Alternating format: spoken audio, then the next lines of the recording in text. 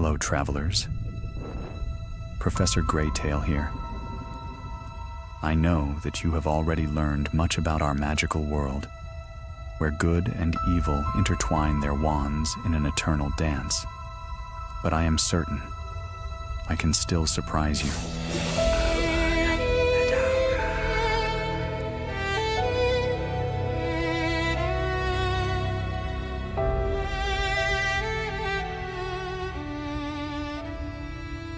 On a pale autumn morning, when the sky above London was the color of silvered parchment, Hermione Granger stepped out of the fireplace in the atrium of the Ministry of Magic.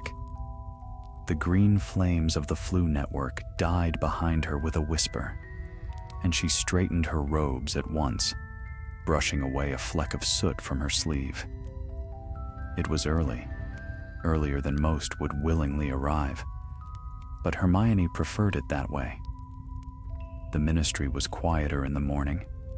The vast golden fountain in the center of the atrium shimmered softly beneath enchanted light, and the polished floor reflected the high, arched ceiling like still water. She carried a stack of files pressed neatly to her chest. They were tied with red ribbon and sealed with the stamp of the Department for the Regulation and Control of Magical Creatures. On the topmost parchment, written in her own careful hand, were the words, "Post-war reclassification, restricted cases."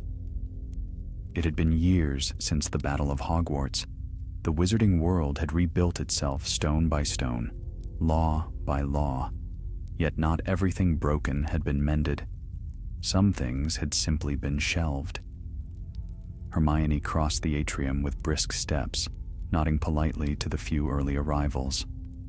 A witch from magical maintenance hurried past with a bundle of malfunctioning self-writing quills. Two wizards argued quietly near the lifts about new cauldron regulations. Ordinary things, Hermione thought. Comforting things.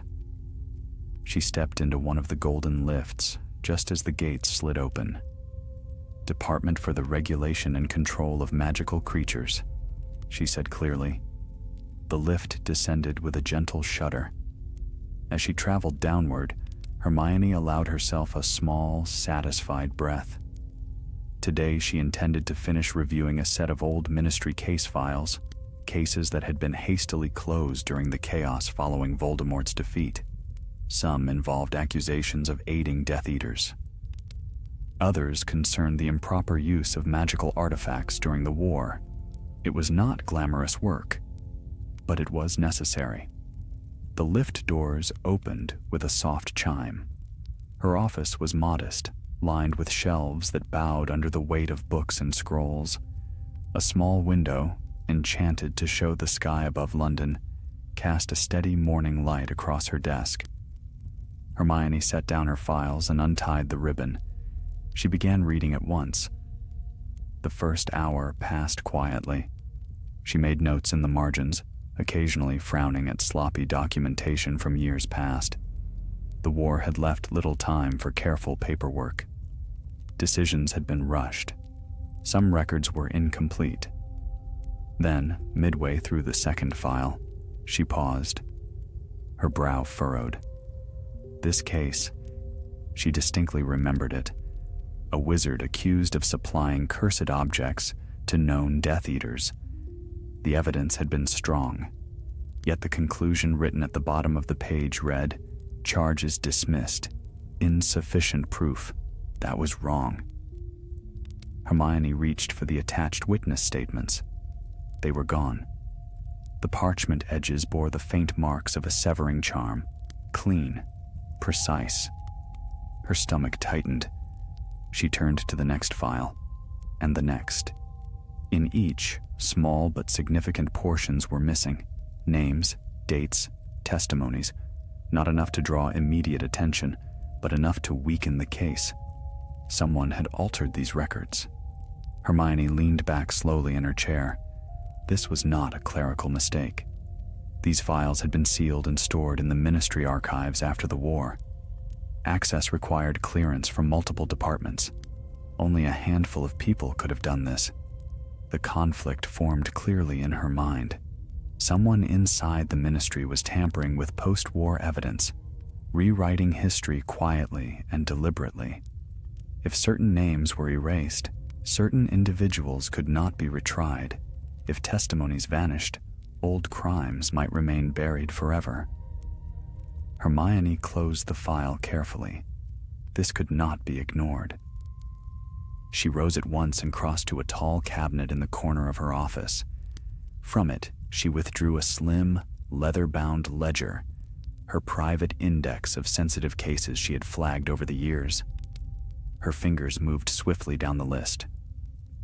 3 of the altered files were here, which meant the tampering had occurred recently. A faint chill crept along her spine. She moved back to her desk and examined the parchment more closely, casting a quiet spell to reveal residual magic. For a moment, nothing happened. Then faint golden threads shimmered across the page, echoes of a disillusionment charm layered over a severing spell. Advanced work, not the sort of thing a careless clerk might attempt. Hermione's jaw set. This was deliberate and careful. A knock sounded softly at her door. She looked up sharply. Yes?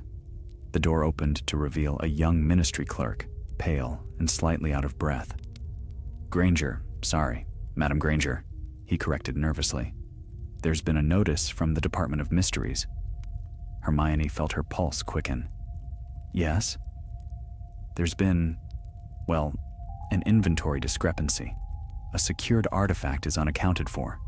She held his gaze steadily. What artifact? The clerk swallowed. A time-turner fragment. The words seemed to hush the air itself. Time-turners were rare now. Most had been destroyed years ago. The ministry guarded what remained with exceptional caution. A missing fragment was not an accident. Hermione's mind moved swiftly, fitting pieces together. Altered files, missing testimonies, and now a device capable of manipulating time. Someone was not merely hiding the past. They were trying to change it. She gathered the altered files into her arms. Take me to the Department of Mysteries, she said calmly. As they stepped back into the corridor, Hermione's thoughts were steady despite the storm gathering around her. This would not be allowed to continue. History had cost too much to be rewritten in secret. And if someone within these walls believed they could bend time to erase their crimes, they had underestimated one very important fact. Hermione Granger never overlooked a detail. The corridor that led to the Department of Mysteries was colder than the rest of the ministry.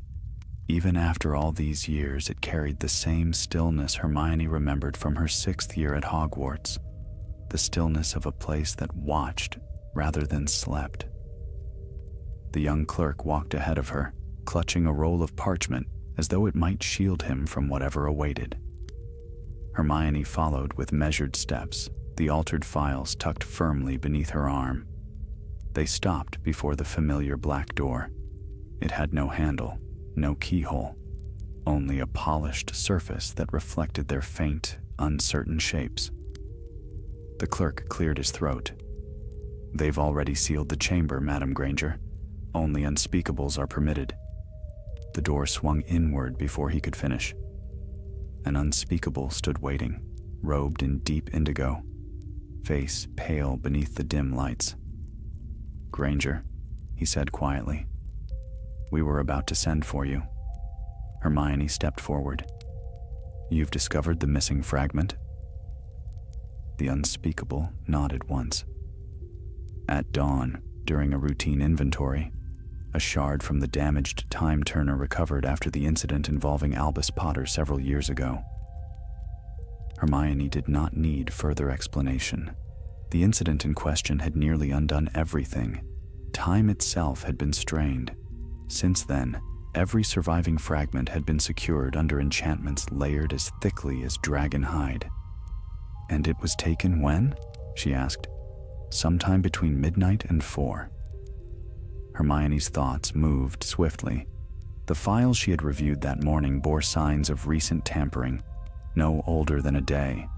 The timing was too precise to dismiss. "This is connected," she said firmly. The unspeakable regarded her with sharp interest. "On what grounds?" She laid the altered files upon a narrow stone table in the circular chamber. "These records have been modified, evidence removed, names erased. Whoever did it knew exactly which cases to weaken." The unspeakable turned a page, his brow tightening. "You believe the same person is responsible for both?" "I believe someone is attempting to rewrite the consequences of the war," Hermione replied. "If the right testimony disappears, if the right moment in time is altered, certain individuals might escape scrutiny forever." The chamber seemed to grow colder.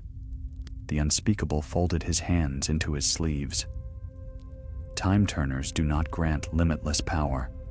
The fragment taken is unstable. It can only send someone back minutes, perhaps an hour at most."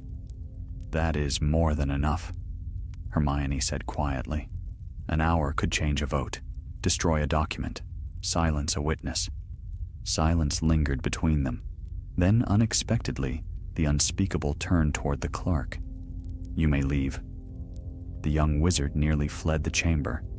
When the door sealed shut once more, the unspeakable lowered his voice. "There is something else." Hermione waited. The protective enchantments around the fragment were not broken. They were lifted. Her eyes sharpened. "Lifted? That requires authorization from 2 departments." "Yes." Understanding settled over her like a weight. "This wasn't forced entry," she said. "It was granted." The conflict now stood plain and unmistakable. Someone within the ministry, holding legitimate authority, had accessed the fragment and altered sealed war records. Not an intruder, not an outsider, a traitor cloaked in bureaucracy. Hermione straightened. "Who signed the authorization?" The unspeakable hesitated. The clearance log was altered. "Of course it was." Hermione began to pace slowly across the chamber, her footsteps echoing softly. "Then, we must look elsewhere. The altered files, each concerns a minor associate of the Death Eaters. Not the prominent figures, the overlooked ones." She flipped open one parchment. "Edgar Vane, cleared for lack of testimony." Another. "Millicent Bletchley, cousin to a known sympathizer." And another. Each name shared one trait. They had slipped through the cracks during the chaos after Voldemort's fall. "Someone has been patient," Hermione murmured. "They waited years, long enough for vigilance to fade." The unspeakable studied her carefully. "And now?" "Now," Hermione replied, "they are correcting what they believe was unfinished business." A faint tremor passed through the chamber walls, a distant echo from deeper rooms where time itself was studied and contained. Hermione stopped pacing. "If I were planning this," she said slowly, "I would not attempt something dramatic. No grand reversal. Just small adjustments. One erased document. One missing minute. Enough to ensure that certain names never resurface." The unspeakable inclined his head. "And the end goal?" Hermione met his gaze. "To clear someone who cannot clear themselves." A thought struck her then, sharp and unwelcome. "Has anyone recently petitioned to reopen post-war compensation hearings?" she asked. The unspeakable's expression shifted. "Yes, several." "For whom?" He hesitated again, then spoke. "For the estate of Augustus Rookwood." Hermione felt the air leave her lungs. Rookwood had been a Death Eater and an unspeakable. He had died during the Battle of Hogwarts. His crimes were well documented, but if certain files were weakened, if key testimonies vanished, his surviving relatives might claim wrongful seizure of property, even restoration of reputation, a dangerous precedent. Who filed the petition? Hermione demanded. A junior clerk in magical records, the unspeakable replied, acting on behalf of a private sponsor. The pieces aligned with chilling clarity. Take me to the authorization logs, Hermione said at once. They moved swiftly through the circular chamber and into a narrow passage lit by floating globes of pale light. At its end stood a tall cabinet of enchanted crystal, within which thin strips of silver memory shimmered, records of every authorization charm cast within the department. The unspeakable placed his hand upon the surface and whispered a command. The cabinet opened with a soft chime. Hermione leaned forward. One strand flickered faintly brighter than the rest. Its label read, Access Clearance, 2:13 a.m., unsigned. That's impossible, the unspeakable breathed. Hermione did not answer. Instead, she raised her wand and gently touched the strand. The memory unfurled before them like mist parting at dawn. A hooded figure stood before the containment vault. A wand lifted, a quiet incantation spoken with practiced ease. The face remained hidden, but as the fragment of time turner was removed, the figure's sleeve slipped back for a single fleeting moment, revealing a tattoo, not the dark mark, but something older, a symbol Hermione recognized from the altered files, a private sigil used by a small circle of Rookwood's associates during the war. The conflict had sharpened further. This was not about clearing a name. It was about restoring a network. Hermione lowered her wand slowly. They're rebuilding, she said, her voice steady despite the chill rising within her. Quietly, legally, piece by piece. The unspeakable closed the cabinet with a soft click, and now they possess a fragment of time itself. Hermione's expression hardened.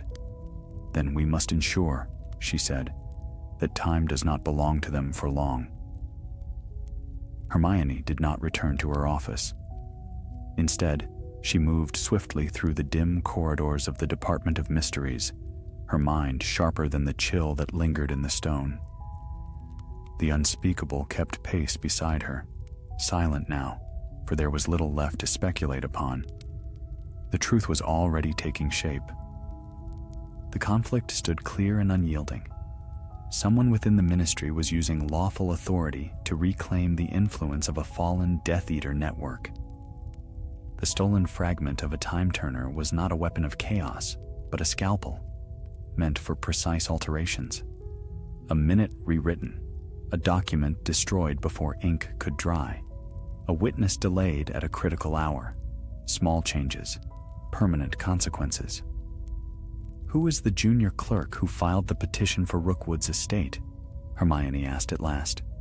His name is Cassian Muldoon, the unspeakable replied. Assigned to magical records 3 years ago. Unremarkable performance. No prior infractions.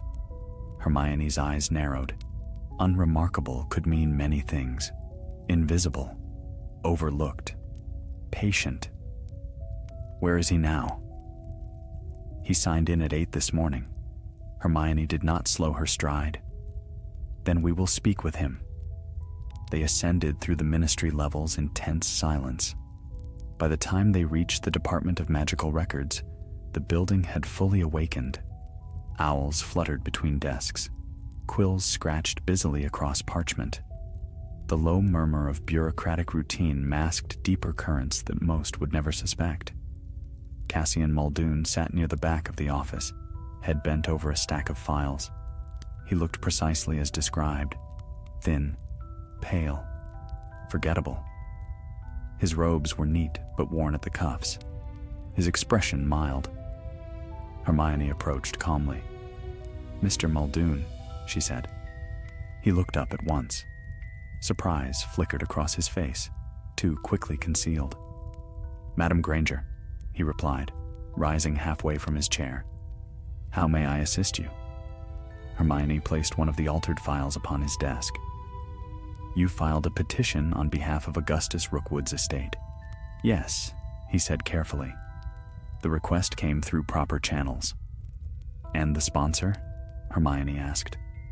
A private benefactor. Name?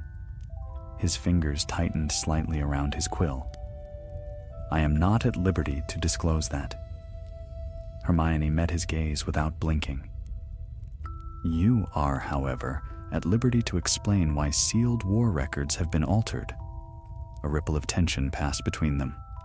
Muldoon's expression shifted, subtle but unmistakable. I'm afraid I don't know what you mean. Hermione drew her wand, not threateningly, but plainly. Around them, the murmur of the office quieted. A few clerks looked up in startled curiosity. The Department of Mysteries recorded unauthorized access at 2:13 this morning, she said evenly. The clearance log was altered, but the memory strand was not. Muldoon's face paled. Hermione continued, her voice calm and precise. The individual who removed the time turner fragment bore a sigil upon his wrist, a mark associated with Rookwood's inner circle. Muldoon's hand moved, too quickly. The desk drawer burst open and a small glass vial flew toward his grasp. But Hermione had anticipated the motion. Her wand flashed. Accio! The vial leapt into her hand before Muldoon could touch it. For a heartbeat, silence reigned. Inside the vial, suspended in faint silver light, shimmered a coiled fragment of time. Gasps rippled through the office. Muldoon's composure cracked. The mild clerk vanished, replaced by something harder, more resolute. You don't understand, he said, his voice low and urgent. The ministry made mistakes.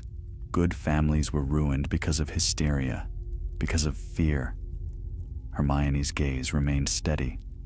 The trials were imperfect, she acknowledged, but they were necessary. They were unjust, Muldoon snapped. Rookwood's research was misused, yes, but he was a scholar, a visionary, and others suffered simply for knowing him. Hermione felt the weight of his conviction. The conflict had shifted. This was not blind allegiance to darkness. It was resentment, carefully cultivated over years. You intended to use the fragment to erase testimony, she said, to prevent certain records from ever being filed. Muldoon did not deny it. 1 hour, he said quietly. That is all it would take. Return to the moment before key depositions were signed. Delay the witnesses. Misplace the parchments. No one would question it now. Hermione understood then the true danger. He did not seek to resurrect Voldemort's terror. He sought to reshape memory. And memory, she knew, was the foundation upon which justice stood. You cannot rebuild the past by erasing it, she said softly. Muldoon's eyes hardened. You rebuilt it yourselves. Before she could react, he lunged, not for the vial, but for her. His wand struck her wrist. Pain flared, and the time-turner fragment slipped from her grasp. It hit the floor. For a single terrible second, nothing happened. Then the fragment cracked. Light burst outward in a silent, blinding wave. The office dissolved. Hermione felt herself pulled, not backward in years, but sideways, as though reality had been twisted along a seam. When her vision cleared, she stood in the same room.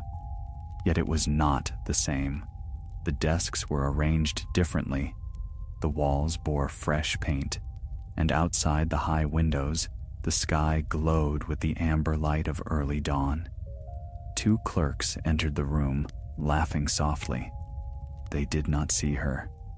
Hermione's heart pounded. The fragment had activated upon impact, unstable, uncontrolled. They had been cast into the past, perhaps minutes, perhaps an hour. Muldoon stood a few paces away, equally stunned. Then understanding dawned in his eyes. This is it, he breathed.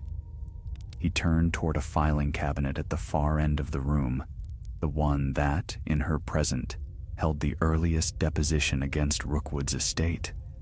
Hermione's conflict sharpened to its final edge. Stop him here, within this fragile sliver of borrowed time, or allow history itself to fracture. She raised her wand once more. "Muldoon," she said, her voice steady despite the trembling air around them. "If you alter this moment, the consequences will not be limited to parchment." He hesitated only briefly. "Some risks," he replied, "are worth taking." And he ran toward the cabinet. Hermione followed.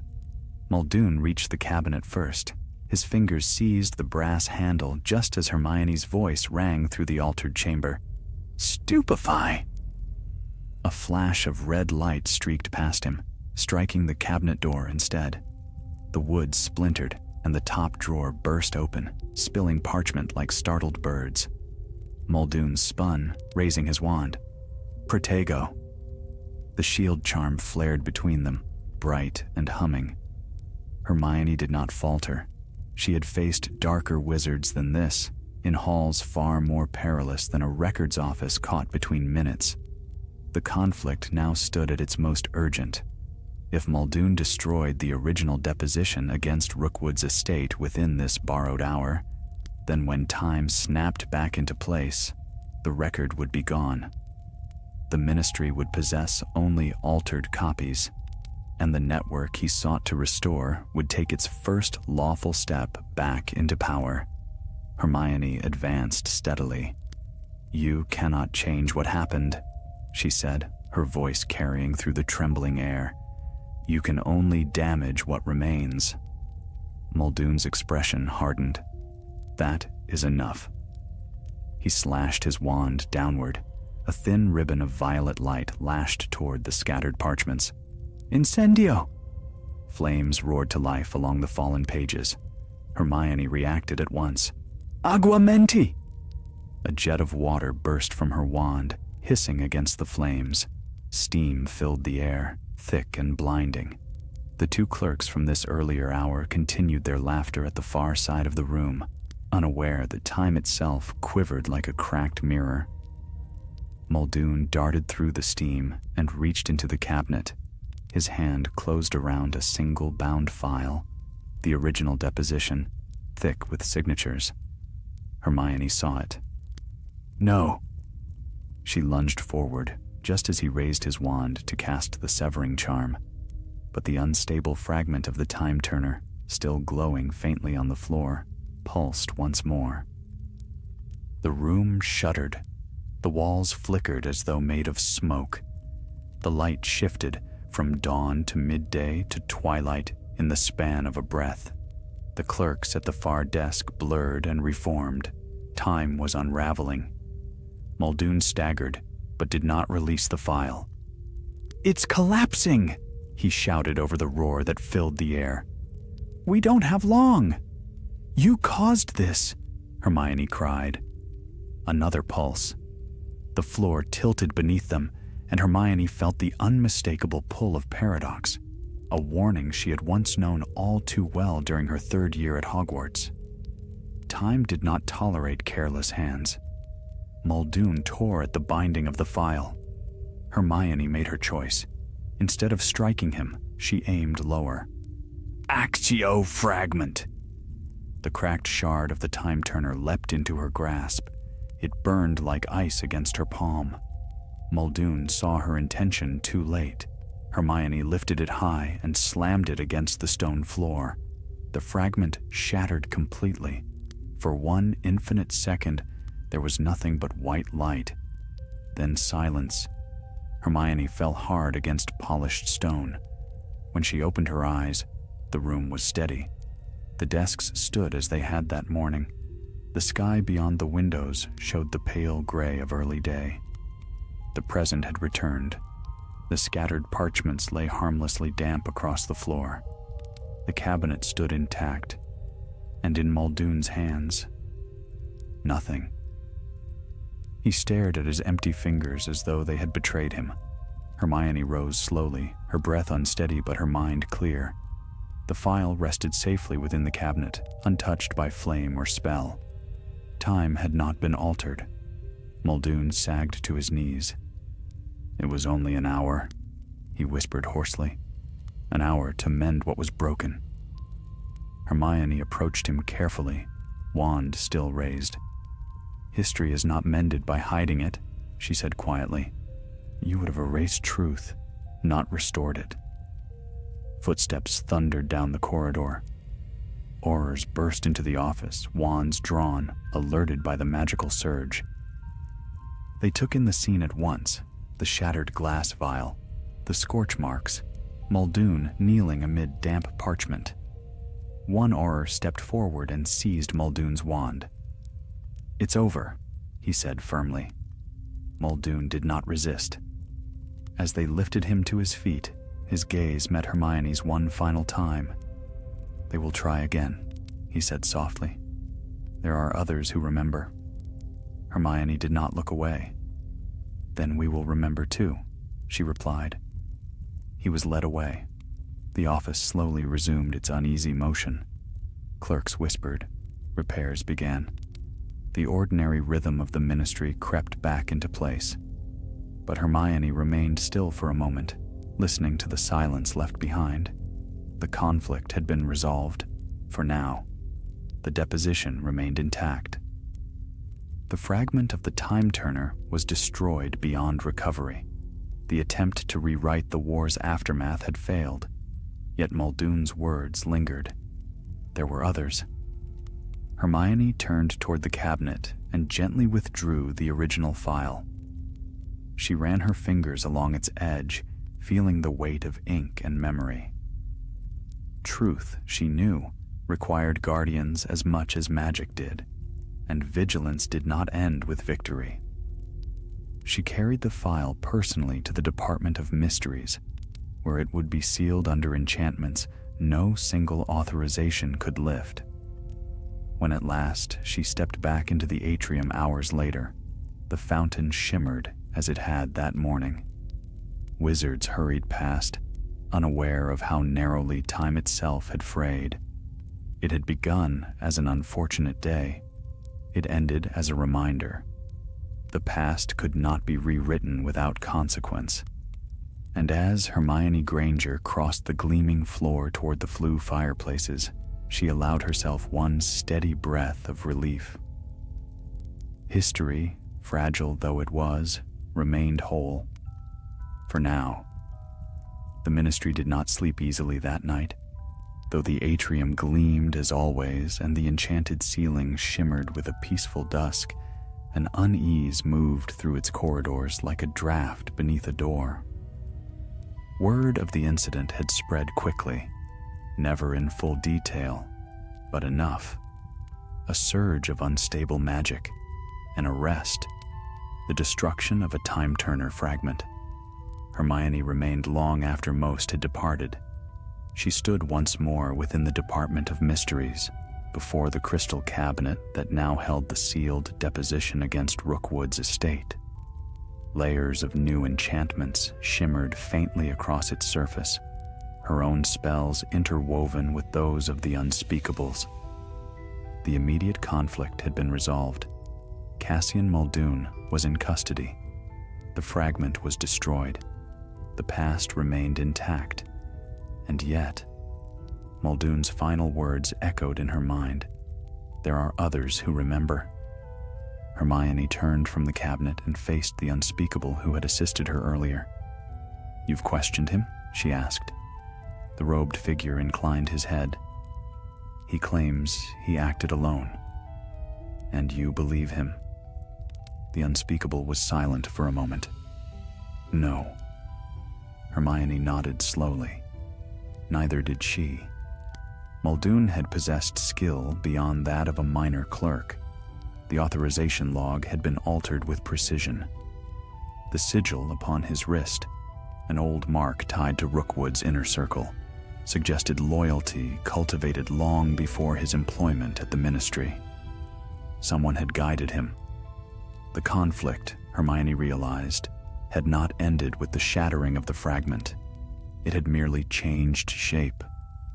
If Muldoon was one thread, then there must be others woven through the ministry's fabric, quiet, patient, waiting for opportunity. I want a review of all post-war compensation petitions filed in the last 5 years, Hermione said firmly. Cross-reference them with known associates of Death Eaters who escaped conviction. It will take time, the unspeakable replied. We will take it, she said. For the first time that day, fatigue pressed at the edges of her resolve, but she did not allow it to settle. Later, as she stepped into the cool evening air outside the ministry's visitor entrance, London hummed softly around her. Muggle traffic moved in steady lines. Street lamps glowed warm against the gathering dark. It struck her how fragile the boundary was between ordinary life and hidden peril. She did not go home at once. Instead, she apparated to a narrow lane in Diagon Alley and walked to a small, well-lit shop whose windows shone golden against the twilight. Inside, shelves of books rose to the ceiling. Harry and Ron were already there. Ron looked up first. You look like you've wrestled a blast-ended Scroot. Harry studied her expression more closely. What happened? Hermione did not waste words. She explained swiftly. The altered files, the stolen fragment, Muldoon's attempt to erase testimony. Ron let out a low whistle. Using time to fix paperwork, that's a new one. It wasn't about paperwork, Hermione said quietly. It was about reputation, influence, rebuilding without raising alarms. Harry leaned back against a shelf, thoughtful. If Muldoon wasn't alone, then someone higher up might be protecting others like him. That's my fear, Hermione admitted. The conflict now stretched beyond a single act. It had become a question of trust within the ministry itself. Ron frowned. So, what do we do? Hermione met their eyes. We look for patterns, she said. Muldoon filed petitions. Others may have done the same. Small legal maneuvers, quiet adjustments. Harry nodded slowly. You want help? I always want help, she replied, allowing herself the faintest smile. They spoke long into the evening, forming a plan that was neither reckless nor grand. No secret raids, no dramatic confrontations. Instead, they would watch. Harry, through the Auror office, would discreetly review cases reopened under questionable grounds. Ron would monitor supply requisitions, especially for restricted magical artifacts. Hermione would oversee the legal filings and ensure no record passed unexamined. It was methodical work, but so had been Muldoon's. When at last Hermione returned home, the moon had risen high above the rooftops. She paused at her window before extinguishing the lights, gazing out at the quiet sky. An unfortunate day indeed. Yet it had revealed something essential. The war had ended years ago. Voldemort was gone. The great battles were over. But the smaller battles, the ones fought in ink and memory and quiet ambition, still lingered. Hermione understood now that vigilance did not end with victory. It transformed. It required patience rather than courage alone. The next morning, she rose before dawn and returned to the ministry. The atrium greeted her with familiar stillness. As she crossed the polished floor, she felt no fear, only resolve. The conflict had not vanished. It had settled into shadow. And Hermione Granger had never been afraid of shadows. She would watch. She would guard the truth.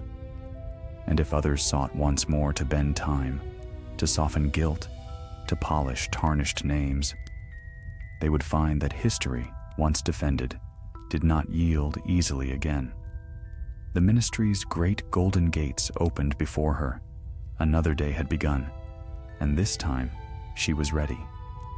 The days that followed did not bring thunder or spectacle. They brought parchment, stacks of it. Hermione sat at her desk beneath the enchanted ceiling of her office. which now showed a pale blue morning sky streaked with drifting clouds. Before her lay a careful arrangement of files gathered from 3 departments: Magical Records, Wizengamot Administration Services, and the Office of Inheritance Claims. The conflict had shifted from open confrontation to quiet investigation. Somewhere within these records lay the shape of a pattern. If Muldoon had been only one piece, then the rest would not remain hidden forever. Hermione dipped her quill into ink and began. She worked methodically, as she always had. Dates first, then names, then the nature of the petition. Many were harmless, old estates being transferred, minor disputes resolved. But every so often, a name surfaced that tightened her focus. Families connected, however distantly, to those who had once stood in Voldemort's ranks. Not convicted, not proven, but present. By midday, 3 such petitions lay separated from the rest. Each sought restitution for seized property. Each claimed procedural error during the immediate aftermath of the war. Each had been filed within the past 18 months, and each had been approved with unusual speed. Hermione leaned back in her chair, steepling her fingers. Speed was not a common virtue within the Ministry. She reached for the authorization signatures.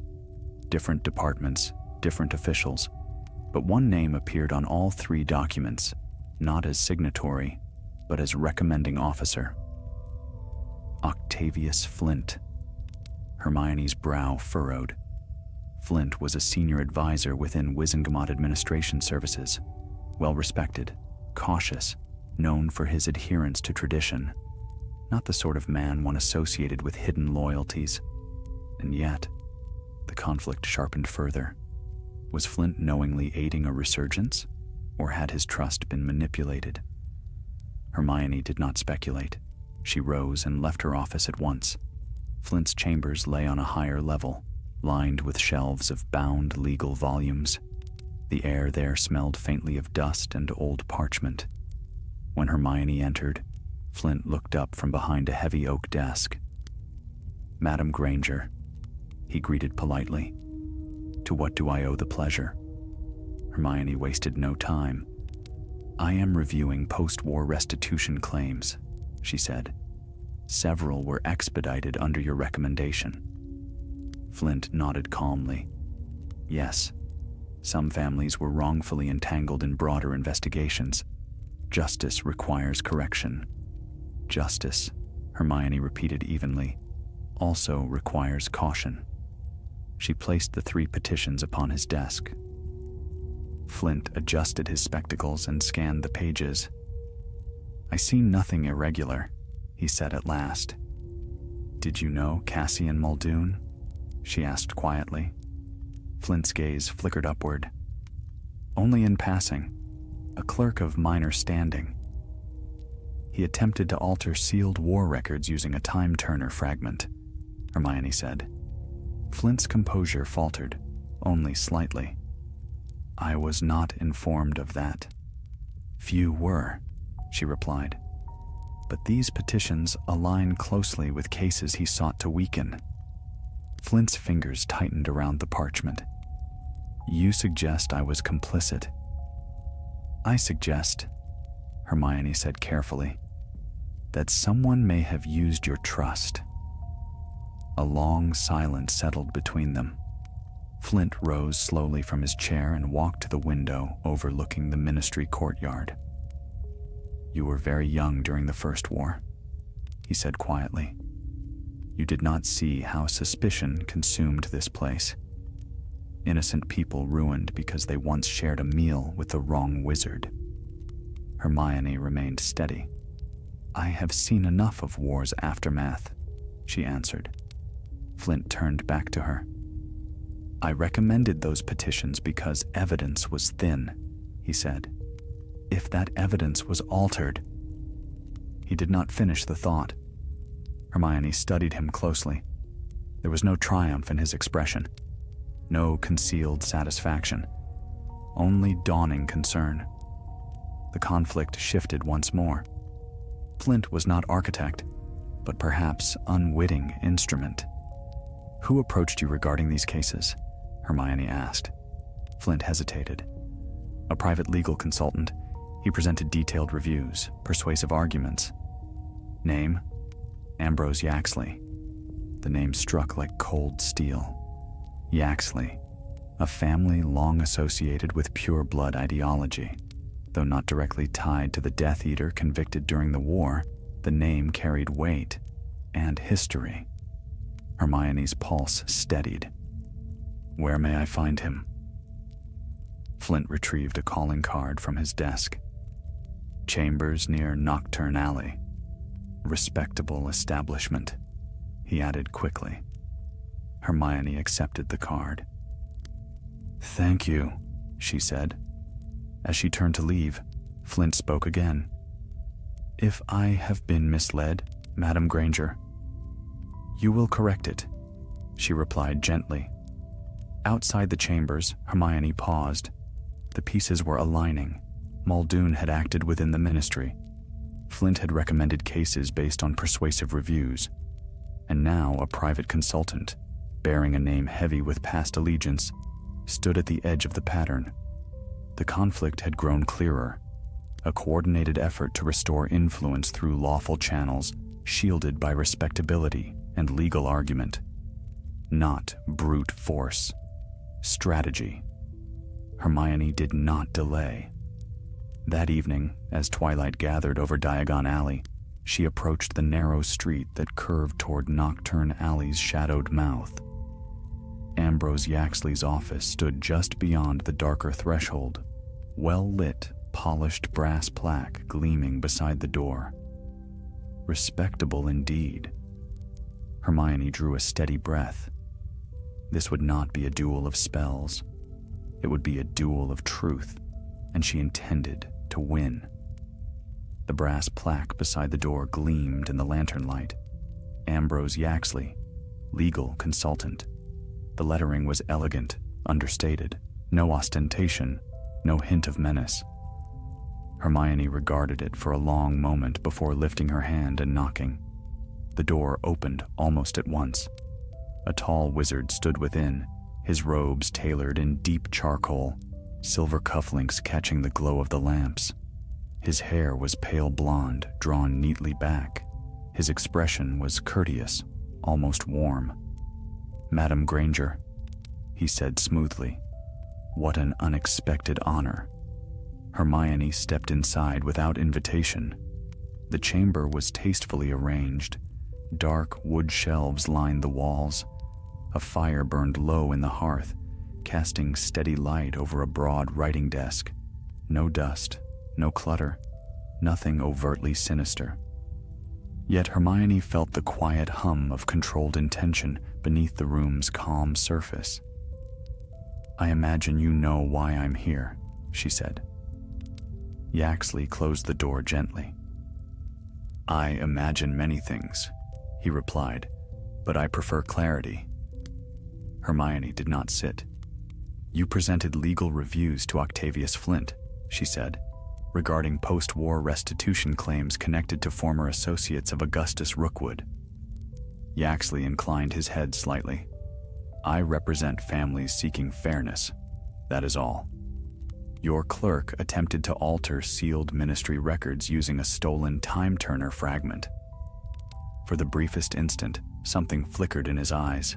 Then it was gone. "I have no clerk in my employ," he said calmly. Hermione held his gaze. "Cassian Muldoon met with you, repeatedly. Many individuals seek legal advice." The sigil on his wrist, she continued, matched that of Rookwood's private circle. A faint smile touched Yaxley's lips. "Symbols are fashionable among young idealists," he said lightly. "They cling to relics of the past, imagining significance." The conflict had sharpened into something far more delicate than wand work. This was not about catching him in a lie. It was about exposing a design. "You are rebuilding," Hermione said quietly. "Not an army.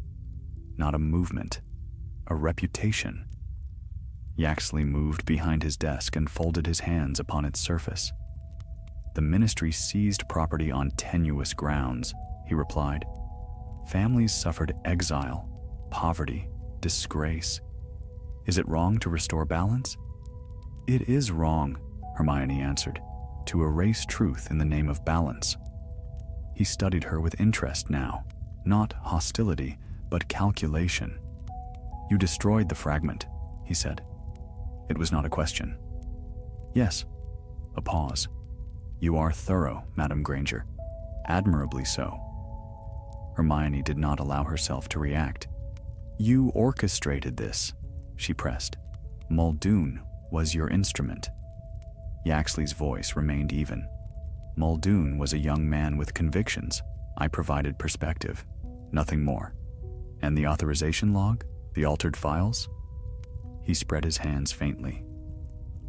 If mistakes were made within your ministry, perhaps the ministry should examine its own foundation. There it was. Deflection. He would not confess. He would not threaten. He would remain within the boundary of deniability. The conflict required proof. Hermione shifted her strategy. 3 petitions were approved, she said. 2 more are pending, all connected through your consultation. Yaxley inclined his head. Legal processes. And if those processes were built upon tampered records, then the ministry must prove it. Hermione felt the truth settle heavily between them. Without the time-turner fragment, without Muldoon's active attempt, the evidence against Yaxley was circumstantial. Cleverly so. He had not wielded the fragment himself. He had guided another to do so. You will not succeed, she said softly. Yaxley's expression remained composed. I have already succeeded, he replied. Her pulse sharpened. In what sense? In reminding your ministry that it cannot rewrite history without consequence. Hermione's voice was steady. History was not rewritten. It was defended. Yaxley's eyes cooled slightly. From one perspective. Silence fell. Hermione understood now the deeper layer of the conflict. Yaxley did not seek to resurrect Voldemort's terror. He sought legitimacy. Influence restored not through fear, but through law, through careful argument and quiet correction, and such efforts could not be defeated by outrage alone. They will watch you, she said at last. Yaxley gave a faint, almost amused nod. I expect nothing less. Hermione turned toward the door. Know this, she added without looking back. The ministry has learned from its past. If you attempt to bend it again, you will not find it unprepared. Yaxley's voice followed her. Preparedness is a matter of perspective, Madam Granger. Outside, the air of Nocturne Alley felt sharper. Hermione walked back toward Diagon Alley's brighter lights, her thoughts steady despite the lingering tension. The conflict had not ended with Muldoon's arrest. It had revealed its architect. But Yaxley had made no overt move, no crime she could immediately prove. He had built his scheme upon suggestion, persuasion, and the willingness of others to act, which meant the resolution would not come through arrest alone. It would require exposure. The next morning, Hermione stood before a small assembly within the ministry, department heads, advisors, senior clerks. She did not accuse. She did not dramatize. Instead, she presented facts, altered records, unauthorized access, coordinated petitions, legal reviews originating from a single consultant. She outlined the pattern clearly and calmly. The conflict was stated plainly. An organized attempt to rehabilitate the reputations of former Death Eater associates through manipulated documentation and strategic petitions. Silence filled the chamber when she finished. Octavius Flint rose first. If our processes were exploited, he said gravely, then they must be strengthened. Others murmured agreement. A formal review committee was established at once. Independent audits ordered. Restitution claims paused pending re-examination. Yaxley's petitions would not proceed unnoticed. Hermione felt no triumph, only relief. The battle had not been one of spells and curses. It had been one of vigilance. As the meeting adjourned, Harry approached her quietly. "You think he'll stop?" he asked. Hermione considered. "No," she said honestly. "But he will be more cautious." Harry nodded. "And we'll be watching." Hermione allowed herself a small smile. "Yes," she said. That evening, as she left the ministry beneath a sky brushed with fading gold, she reflected upon the path the day had taken. An unfortunate morning had revealed a hidden design. A shattered fragment had exposed a careful architect. And though that architect remained free, his shadow no longer stretched unseen across the ministry's halls. The conflict, for now, had been contained. History remained intact. And Hermione Granger, who had once turned time itself in desperate hope, now guarded it with unwavering resolve. The ministry stood steady.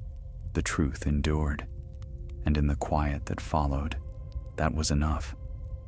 The ministry settled into a wary calm. Committees were formed. Files were reopened. Enchantments strengthened. What had once passed quietly through polished corridors was now examined beneath steady light. Hermione oversaw much of it herself, not out of distrust alone, but from understanding. Vigilance, once awakened, must not drift back into sleep. The conflict had become quieter, but no less real. Ambrose Yaxley had retreated behind impeccable legality. His petitions were stalled, not defeated. His arguments remained intact, waiting for another opportunity. For several weeks, nothing overt occurred, which was precisely what troubled Hermione. One evening, long after most employees had left, she remained in her office reviewing correspondence from the Wizengamot. Outside her window, the enchanted sky shifted from violet dusk to starlit night. A soft knock sounded at her door. "Enter," she called. Harry stepped inside, his auror robes still dusted faintly with ash from fieldwork. "You were right," he said without preamble. Hermione set down her quill. "About what?" "Yaxley hasn't filed anything new, but 2 of the families whose petitions were paused have withdrawn their claims." Hermione frowned. "Withdrawn?" "Voluntarily, with apologies for clerical confusion." That was not retreat. That was repositioning. "The 3rd family?" she asked. "Still waiting." Hermione rose and moved to the window, staring out at the quiet glow beyond. "If he cannot win through the ministry," she murmured, "he may seek influence elsewhere." Harry folded his arms. "Such as?" "The Wizengamot itself." The thought settled heavily. Yaxley's strength lay not in spells, but in persuasion, in presenting narratives polished and patient. If he could not alter records, he might seek to reinterpret them. The conflict shifted once more, from tampering to testimony. 2 days later, the summons arrived. A formal hearing had been scheduled before a subcommittee of the Wizengamot regarding the seizure of Rookwood's estate. Though prior petitions were paused, a motion had been raised questioning the legality of the original asset confiscation.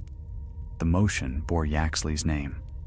Hermione read the parchment carefully. He was not seeking to erase evidence now. He was challenging procedure. If he succeeded in casting doubt upon the legality of post-war seizures, a precedent could be set, opening the door for broader claims. The conflict stood clear. Defend not only a single case, but the integrity of the ministry's wartime authority. The hearing was set for the following week. Hermione prepared thoroughly. She reviewed original trial transcripts, witness accounts, emergency decrees issued during the war's final days. She traced each signature, each clause. She would not allow rhetoric to blur fact. The day of the hearing dawned cold and sharp. The Wizengamot chamber, with its rising tiers of seats and ancient stone walls, carried an air of solemn gravity. Robed members took their places, murmuring softly. Yaxley stood at the center, composed as ever. When Hermione entered, their eyes met briefly. No hostility, only recognition. The proceedings began. Yaxley spoke first. His voice was measured, respectful. He did not praise Rookwood's ideology. He did not deny his association with Voldemort. Instead, he questioned the scope of authority exercised during the immediate aftermath of the battle. Emergency powers, he said calmly, must not become permanent justifications. He cited clauses, precedents, subsections of wizarding law. His argument was not emotional. It was precise. Hermione listened without interruption. When her turn came, she rose slowly. "The conflict before us," she began clearly, "is not whether emergency powers are desirable. It is whether they were lawful under the circumstances in which they were invoked." She described the chaos following the Battle of Hogwarts, the uncertainty, the need to prevent assets from funding renewed violence, the temporary nature of the seizures, subject to review. She laid forth documented evidence of Rookwood's involvement, records untouched by Muldoon's attempt. Yaxley listened attentively. When she finished, he inclined his head. "Madam Granger," he said smoothly, "does the Ministry deny that some individuals were mistakenly implicated in the fervor of that time?" Hermione did not hesitate. "No," she answered. "But error is corrected through evidence, not assumption." A murmur rippled through the chamber. Yaxley pressed gently. "And if evidence is incomplete, then it must be sought," Hermione replied, "not erased." The exchange continued for hours. No raised voices, no dramatic declarations, only the steady clash of interpretation. At last, the subcommittee withdrew to deliberate. Silence settled heavily in the chamber. Yaxley approached Hermione quietly. "You argue well," he said. "So do you," she replied. A faint smile touched his lips. "Whatever the outcome," he said, "the conversation has begun." "That was your goal," Hermione observed. "Yes." There was honesty in that single word. The Wizengamot members returned. The decision was delivered succinctly. The original seizure of Rookwood's estate had been lawful under wartime emergency authority. No precedent for broader restitution would be set. The motion was denied. The chamber exhaled collectively. The conflict, at least in this arena, had been resolved. Yaxley inclined his head once more, neither triumphant nor defeated. "Until next time, Madam Granger," he said quietly. Hermione watched him depart. She understood now that his aim had never been immediate victory. It had been influence, visibility, the planting of questions. But today, clarity had prevailed. As she stepped from the Wizengamot chamber into the Ministry's corridors, she felt the weight of the past settle once more into rightful place. History had been tested. It had held. And though shadows lingered, as they always would, the truth remained unbroken. For now, that was enough. The days after the hearing passed in a strange and watchful quiet. No new petitions arrived. No urgent memos demanded Hermione's signature. The Ministry corridors returned to their ordinary rhythm, the steady hum of enchanted lifts, the rustle of parchment, the distant clang of magical maintenance repairing some stubborn charm. Yet beneath that calm, Hermione sensed movement. The conflict had shifted once more. Yaxley had tested the boundaries of law and found them guarded. He had failed to set precedent, but he had not overreached. He had not exposed himself. He had measured the ministry's vigilance. And now, he would adapt. Hermione stood in her office one evening, staring at the leather-bound ledger where she kept her private notes. Patterns had begun to emerge, not in petitions or seizures, but in appointments. 3 junior clerks newly assigned to record-keeping in different departments. 2 advisory assistants transferred quietly into positions near the Wizengamot administration, all with spotless credentials, all recommended by reputable figures, all distantly connected through family, schooling, or sponsorship to old pureblood circles once sympathetic to Rookwood's ideology.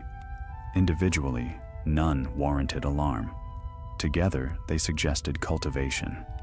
The conflict was no longer about rewriting the past. It was about shaping the future, a network placed patiently within lawful structures. Influence gained not through confrontation, but through presence. Hermione closed the ledger. This could not be addressed with accusation. There was no crime in employment, no wrongdoing in shared heritage. But influence, if left unwatched, could tilt decisions subtly over time. She requested a quiet meeting with Kingsley Shacklebolt the next morning. The Minister for Magic listened in thoughtful silence as Hermione outlined her observations. "You believe Yaxley is embedding sympathizers within the ministry," Kingsley said at last.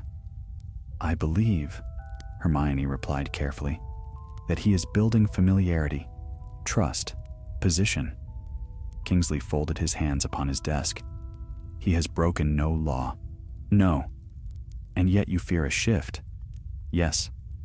The conflict, once sharp and immediate, had become long and gradual. Kingsley regarded her with steady eyes. "What do you propose?" "Transparency," Hermione answered. "Stronger vetting for advisory roles, clear conflict of interest disclosures, oversight committees that rotate members regularly." Kingsley's lips curved faintly. "Reform through process." Hermione allowed herself a small smile. "He prefers law. So do I." Kingsley nodded slowly. "Very well. Draft your proposals." The work that followed was meticulous. Hermione crafted amendments requiring detailed disclosure of financial sponsorship for legal consultants engaging with ministry departments. She recommended rotation schedules for sensitive posts, ensuring no quiet consolidation of influence could occur unnoticed. It was not dramatic, but it was deliberate. Weeks passed. Yaxley's name appeared less frequently in ministry correspondence. His office in Nocturne Alley remained open, polished, respectable. Yet something else began to stir.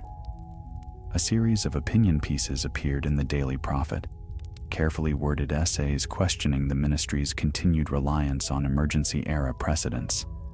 None signed by Yaxley, but their language echoed his arguments. Public perception. The conflict expanded beyond the ministry's walls. Hermione read the articles with narrowed eyes. He was widening the conversation. That evening, she met Harry and Ron in a quiet corner of the leaky cauldron. "He's patient," Ron muttered. "I'll give him that." "He's strategic," Hermione corrected. Harry leaned forward. "So what's the endgame?" Hermione considered. "Not restoration of Voldemort's ideology," she said slowly. "That would fail. Instead, normalization, softening of memory, making past alliances seem misunderstood." Ron grimaced. "They weren't misunderstood." "No," Hermione agreed. "But time dulls edges, and narratives reshape themselves if left unchecked." The conflict, at its heart, was about memory, how it was preserved, and how it was framed. Hermione returned home that night with a resolve settling deeper than before. The next morning, she drafted a proposal for a permanent historical review council, an independent body tasked with preserving accurate records of the war and its aftermath, accessible to the public. Not propaganda, not condemnation. Truth. The proposal moved through committees quickly. Kingsley supported it openly. Several Wizengamot members, mindful of the recent hearing, endorsed it. Within months, the council was established. Archives were digitized through magical replication charms, testimonies preserved in enchanted memory vials, records cross-referenced and safeguarded. If Yaxley sought to soften memory, he would find it reinforced. One afternoon, as Hermione left a council meeting, she found a letter waiting on her desk. The parchment bore no official seal, only a simple signature at the bottom. A Y. She read it carefully. Madam Granger, your reforms are impressive. You have ensured that history remains precisely as recorded. I commend your dedication. Time, however, remains the ultimate editor. We shall see whose version endures. Ambrose Yaxley. Hermione folded the letter calmly. It was not a threat. It was acknowledgement. The conflict had reached a quiet equilibrium. He would argue. She would safeguard. He would persuade. She would preserve. Neither had fallen. Neither had yielded. But something fundamental had been secured. The ministry was no longer complacent. Its memory was not fragile. And its future, though contested, was not unguarded. As Hermione stood by the window overlooking the atrium that evening, she watched witches and wizards cross the polished floor below, young clerks, seasoned officials, apprentices just beginning their careers. They deserved a ministry rooted in truth, not revision. The war had ended years ago, but the stewardship of its memory was ongoing. Hermione turned from the window and returned to her desk. The work was not glorious, it was not loud, but it mattered. And as long as she remained within these walls, the past would not be quietly reshaped by those who found it inconvenient. The conflict had changed. It was no longer about a stolen fragment of time. It was about the steady guardianship of it. And in that task, Hermione Granger did not falter. Winter came softly to London, frosting the ministry's upper windows with delicate patterns that glimmered like silver script. Within the atrium, enchanted wreaths hung between the tall golden gates, and a charmed snowfall drifted lazily from the high ceiling, vanishing before it touched the polished floor. Outwardly, all was peaceful. Yet Hermione had learned that peace within the ministry was rarely complete. The conflict with Ambrose Yaxley had grown subtle, less visible in legal petitions, more present in influence. The Historical Review Council was established and functioning, its archives expanding steadily. Transparency measures had passed through committee and into practice, but resistance had not vanished. It had simply shifted ground. One morning, Hermione was summoned unexpectedly to Kingsley Shacklebolt's office. She entered to find not only the minister, but 3 senior Wizengamot members seated beside him. Their expressions were composed, but grave. Kingsley gestured for her to sit. "There has been a proposal," he said carefully, "to review the scope of the Historical Review Council." Hermione's pulse sharpened. On what grounds? One member argues that its authority overlaps with existing archival departments, Kingsley replied. He suggests consolidating its functions under a newly formed oversight board. Hermione did not need to ask whose influence lay behind the suggestion. "Who raised the motion?" she asked. Septimus Selwyn. The name settled heavily in the air. Selwyn, an old, pure-blood family, though not directly convicted during the war. Conservative, reserved, and recently known to have attended several public lectures sponsored by Yaxley's firm. The conflict had found a new path. If Yaxley could not weaken records through tampering, nor overturn precedent through the courts, he would reduce the independence of the body protecting those records. Hermione straightened. "When is the vote?" "In 3 days," Kingsley answered. 3 days was not long, but it was enough. Hermione returned to her office at once and summoned the council's key members. They gathered around the long oak table, archivists, historians, former Aurors who had given testimony during the war. She outlined the threat plainly. "The conflict before us," she said, "is not about efficiency. It is about independence. If the council is placed under an oversight board, its findings may be subject to subtle influence." Murmurs of agreement rippled around the table. "What do you propose?" asked Miriam Strout, senior archivist. "Evidence," Hermione replied. "We demonstrate our necessity." For 2 days, they worked without pause. They compiled cases in which the council's independent verification had prevented inaccurate revisions of historical accounts. They prepared testimonies from families who had benefited from transparent review, both those cleared of suspicion and those whose wrongdoing had been confirmed through careful documentation. They did not appeal to fear. They appealed to fact. On the morning of the vote, the Wizengamot chamber was fuller than usual. Word had spread that the council's future hung in balance. Septimus Selwyn rose first. His argument was polished, measured. "Efficiency strengthens governance," he said. "Redundancy weakens it. The Historical Review Council duplicates functions already within ministry structure." He did not mention Yaxley. He did not need to. Hermione listened carefully. When her turn came, she rose with calm resolve.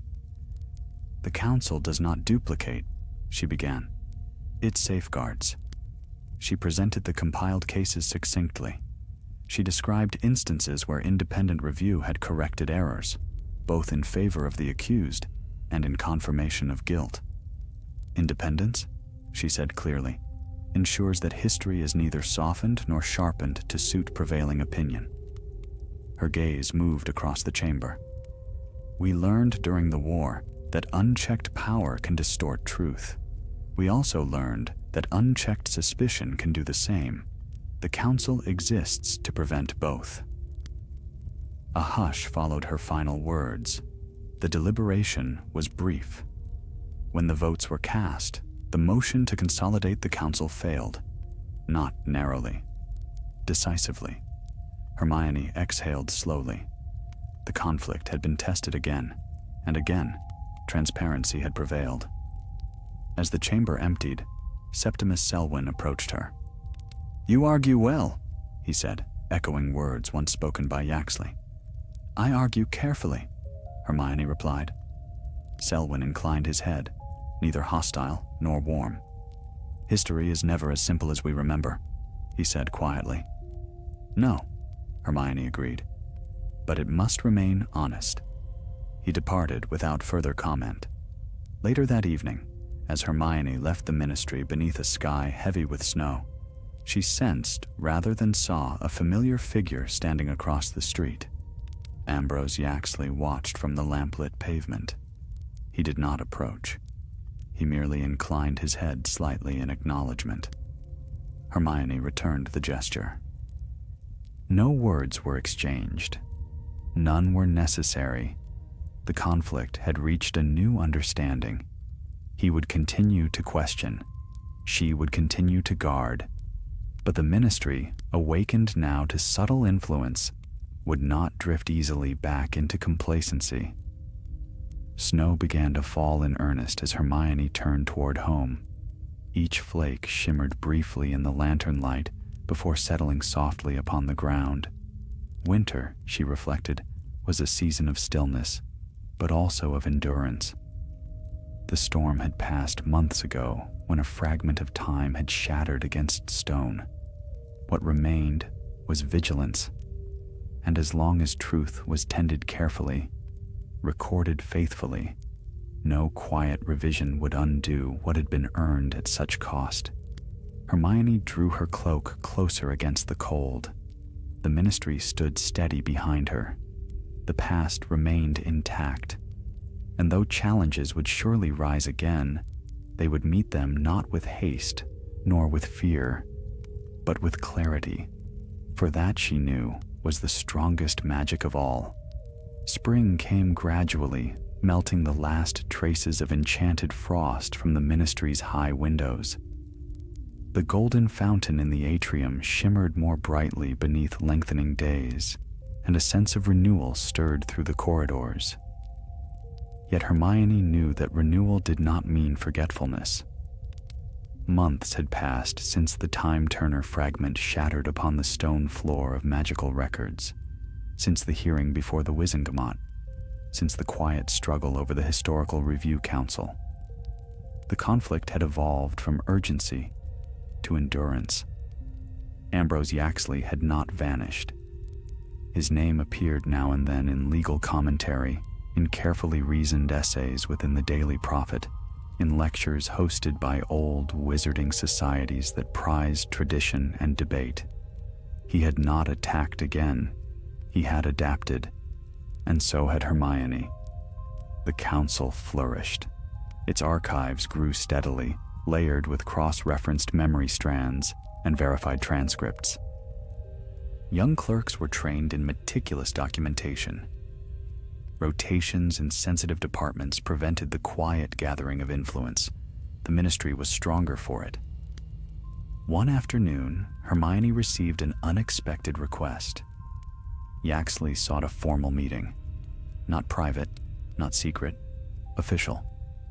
The parchment bore his precise signature and a proposed agenda. Discussion of historical access and public record transparency. Hermione considered it carefully. The conflict had always centered upon interpretation of the past. If he wished now to discuss transparency, she would not refuse. The meeting was arranged in a neutral chamber within the ministry, neither his domain nor hers. When she entered, Yaxley stood by the window overlooking the city, hands clasped loosely behind his back. He turned as she approached. "Madam Granger," he said smoothly. "Thank you for agreeing." Hermione inclined her head. "You wish to discuss transparency?" "Yes." They seated themselves opposite one another at a narrow table. Yaxley spoke first. "Your council has accomplished much," he said. "Records are preserved, testimony secured, access broadened." Hermione waited. "And yet," he continued, "public access remains limited to those who formally petition. Why not release the full archive openly?" Hermione studied him carefully. "To what end?" "To ensure no future ministry may hide behind selective disclosure," he replied. "Complete openness." The proposal was bold. If all records were fully public, private testimonies would be exposed. Sensitive details of individuals cleared of wrongdoing might resurface without context. "Transparency requires balance," Hermione said evenly. "Some records contain personal accounts given under promise of protection." "Protection," Yaxley echoed softly. "Or shielding." The conflict had narrowed to its core. Trust. Was the ministry safeguarding truth or controlling it? Hermione answered without hesitation. "We safeguard truth so it cannot be distorted." Yaxley's gaze was steady. "And who safeguards the guardians?" A silence lingered. Hermione recognized the challenge. If the council itself were perceived as gatekeeper rather than steward, suspicion could grow. Yaxley leaned back slightly. "I do not seek to dismantle your work," he said. "I seek to ensure it cannot be turned, in years to come, against those it was meant to serve." It was a calculated move, positioning himself not as adversary, but as advocate for future fairness. Hermione folded her hands calmly. "Then propose your reforms publicly," she said. "Let them be debated openly. Yaxley's lips curved faintly. Very well. The weeks that followed brought precisely that. A public forum was convened within the ministry, an unprecedented event. Citizens, historians, former Aurors, and even skeptical pure-blood traditionalists gathered to discuss the scope of historical access. The conflict had moved into the light. Hermione stood upon the raised platform and addressed the assembly. "History belongs to all," she began, "but responsibility accompanies access." Yaxley spoke after her. "Sunlight strengthens truth," he said. "Secrecy weakens trust." The debate was vigorous but civil. In the end, a compromise emerged. Certain categories of record, policy decisions, trial outcomes, asset seizures, would be fully public. Personal testimonies and sensitive accounts would remain protected unless consent was granted. The council would expand its oversight board to include independent citizen representatives selected through transparent process. It was not victory for one side, nor defeat. It was equilibrium. After the forum concluded, Hermione found herself alone in the corridor outside the chamber. Yaxley approached quietly. "You see," he said, "conflict need not end in collapse." "No," Hermione replied, "but it must be met with integrity." He inclined his head. "You have strengthened the ministry." "And you have tested it," she answered. For the first time, a hint of genuine respect flickered in his expression. "Perhaps," he said softly, "that was necessary." He extended his hand, not in triumph, but acknowledgement. Hermione regarded it for a moment, then clasped it briefly. The conflict that had begun with stolen time had ended not in ruin, nor in imprisonment, but in reform. Muldoon remained in custody, his sentence reduced in exchange for full testimony of his actions. The fragment of the time turner was gone forever. No further attempts had been made to tamper with the past. And the ministry, once vulnerable to quiet revision, now stood fortified by transparency and vigilance alike. As Hermione stepped once more into the atrium, sunlight streamed down from the enchanted ceiling. Wizards and witches moved briskly across the gleaming floor, their conversations light, their concerns ordinary. The world was not free of disagreement. It never would be. But it was steadier. The past had been challenged. It had endured. And in that endurance, the future found its footing. Hermione paused beside the fountain for a moment, listening to the gentle rush of enchanted water. An unfortunate day had begun this chapter. It had ended in something stronger than before. And though time would continue its endless turning, it would do so under watchful eyes, guided not by fear nor by resentment, but by clarity. She turned toward the lifts, ready for whatever work awaited. The ministry stood firm. History remained whole, and Hermione Granger, steadfast as ever, continued her quiet guardianship of both. Summer settled over London in warm, golden waves, and the ministry's enchanted ceiling shimmered with an endless blue sky. The air within its halls felt lighter than it had in months. Laughter drifted more easily through corridors. Quills scratched without urgency. The steady hum of governance continued, calm and unbroken. For the first time since that autumn morning, when altered files had first caught her eye, Hermione allowed herself to believe the storm had passed. The conflict that had begun with a stolen fragment of time had transformed the ministry. Safeguards were stronger, records more transparent, oversight broader and fairer. Even debate, once a quiet undercurrent, had become open and deliberate. Ambrose Yaxley had retreated from direct confrontation. His lectures continued, his essays persisted, but they no longer carried the sharp edge of challenge. They had become part of the wider discourse, questioning, probing, but no longer undermining. Hermione knew better than to assume permanent peace. Yet she also understood when a struggle had reached its natural close. One afternoon, she received word that Cassian Muldoon had requested a final meeting before his transfer to a lower security custodial facility. His cooperation in exposing procedural weaknesses had earned him leniency. Hermione considered carefully before agreeing. They met in a quiet chamber within the ministry's secure wing. Muldoon looked thinner than before, but calmer. The fervor that once burned in his eyes had cooled into reflection. "Thank you for coming," he said quietly. Hermione seated herself opposite him. "You wished to speak?" He nodded. "I was wrong," he said after a moment. "Not about believing mistakes were made, but about how to address them." Hermione did not interrupt. "I thought," he continued, "that if I could erase certain moments, I could repair injustice. I did not consider the damage that erasure would cause." Silence stretched between them, not hostile, but contemplative.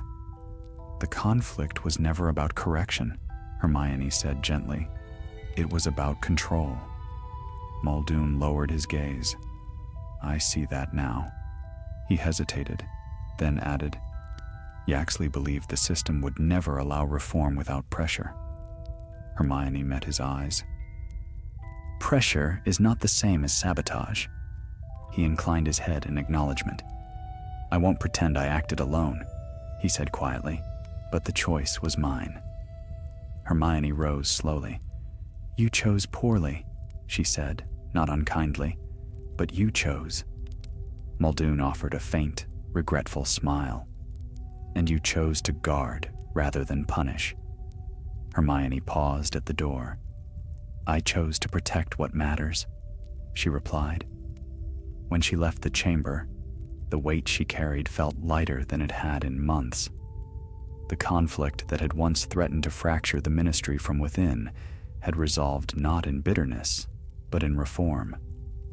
That evening, Hermione walked alone through Diagon Alley, where lanterns glowed warmly against the twilight. Children darted between shops, clutching new textbooks. Owls hooted from high perches. Ordinary magic thrived in simple, everyday ways. She paused before the entrance to Nocturne Alley.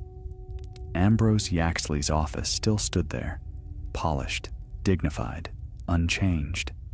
For a long moment, she considered entering. Then she turned away. There was no need. The struggle between them had reached its quiet conclusion. Not friendship, not alliance, balance.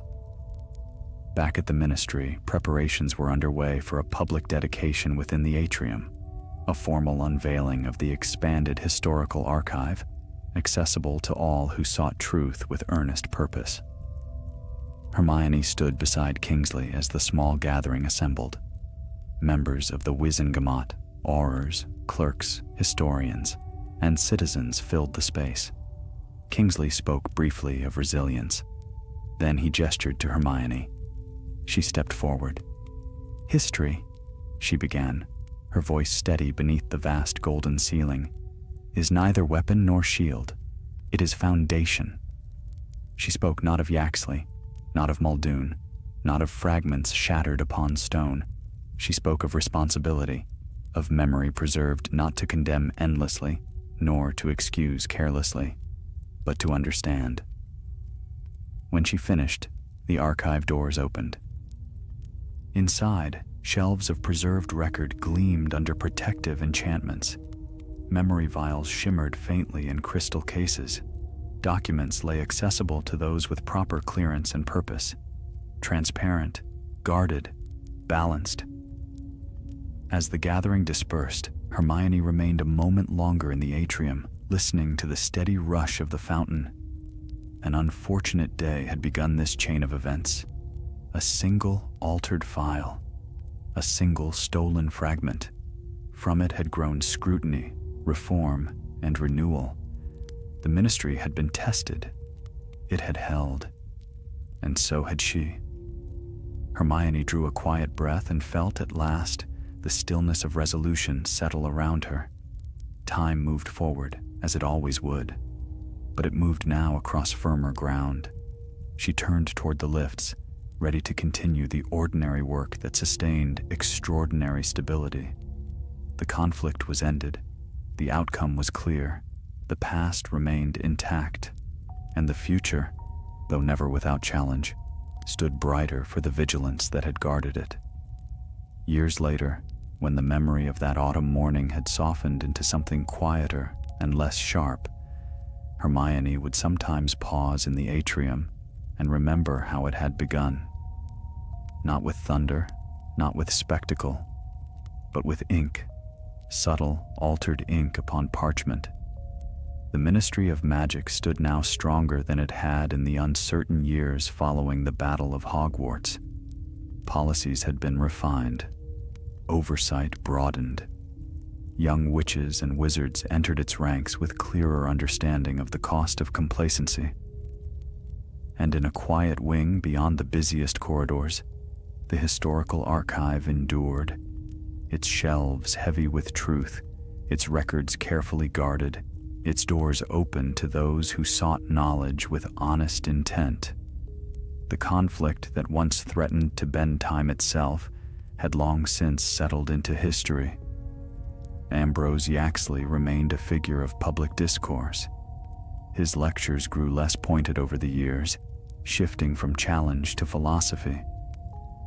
He never again attempted to manipulate record or procedure in secret. Whether from respect, caution, or acceptance, none could say. Cassian Muldoon served his reduced sentence and later found modest employment in a provincial wizarding office, far from the corridors of influence he once tried to navigate. And Hermione Granger continued her work, steadfast, deliberate, unwavering. One late afternoon, as golden light streamed through the enchanted ceiling, Hermione found herself alone in the archive chamber. She walked slowly between the tall cases, fingers brushing lightly against polished crystal. Within one case lay the restored deposition against Augustus Rookwood's estate, the very parchment Muldoon had once tried to burn in a fractured hour of unstable time. She paused before it. The conflict had been simple in its shape, though vast in its implication. Protect the integrity of the past from quiet revision. It had not required dazzling magic or public duels. It had required attention. She remembered the moment the time-turner fragment shattered against stone, the white flash, the shifting hours, the sense of the world teetering upon a delicate seam. Time, she had learned, was not merely something to move through. It was something to guard. Footsteps echoed softly behind her. Harry entered the chamber, his aura robes exchanged now for the more formal attire of a senior official. "Still checking the shelves yourself?" he asked with a faint smile. "Always," Hermione replied. He joined her before the glass case. "It's strange," he said quietly, "how close it came to being different." "Yes." "Do you ever wonder," he continued, "what might have happened if he'd succeeded?" Hermione considered the question. "If one record had vanished," she said slowly, "perhaps nothing immediate, perhaps only a small shift." She turned to face him. "But small shifts accumulate." Harry nodded. That's what he counted on. Yes. They stood in companionable silence for a moment. "The Ministry isn't perfect," Harry said at last. "No institution is," Hermione replied, "but it's better." She allowed herself a gentle smile. "Yes, it is." Harry left soon after, called back to his duties. Hermione remained. She moved through the archive with quiet reverence, checking seals, reviewing access logs, ensuring enchantments held firm. The work was unremarkable to an outsider, but to her, it was the quiet heartbeat of stability. When she returned to the atrium that evening, twilight shimmered above, The fountain sparkled as it always had, statues bathed in warm light. Young clerks hurried past her, laughing softly as they discussed plans for the evening. A witch from magical maintenance adjusted a charm that kept the golden gates gleaming.